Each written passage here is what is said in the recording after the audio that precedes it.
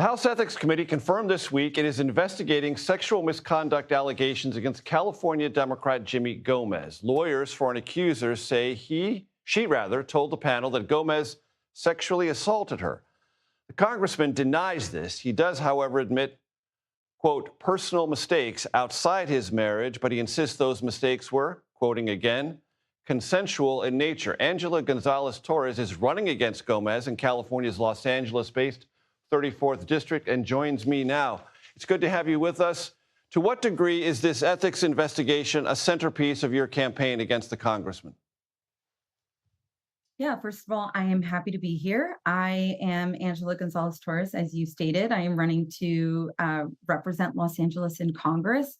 This is something that we've come to learn in our process of working to unseat, a nearly fully funded by corporate or a representative that is nearly fully funded by corporate super PACs.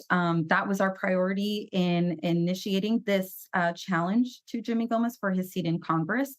And we're really focused on just winning back the House and making sure that Democratic leaders that win it are actually standing with working families and focused on policies that could improve the lives of so many workers and residents and working families across Los Angeles. And so that's our focus, and we take this very seriously as well.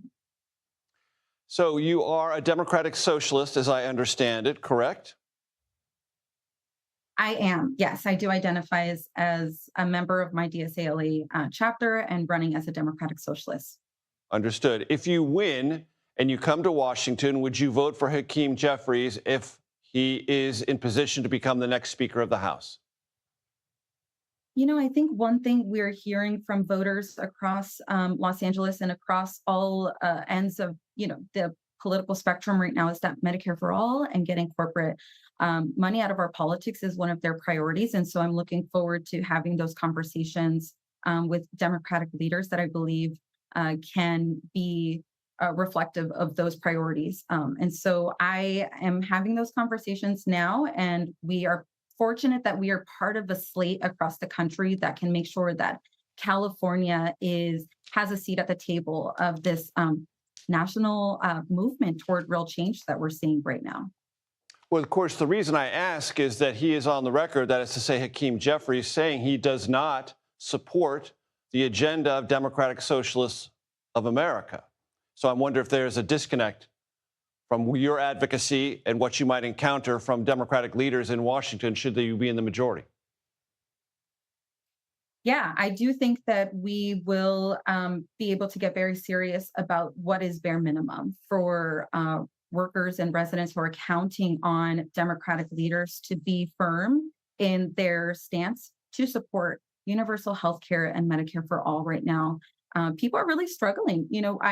I'm working to represent a district that also includes Skid Row, parts of East LA, where people are drowning under medical debt and forced to live in their car and on the streets in tents with their whole families. That they're afraid to go see a doctor even for their child because of the cost.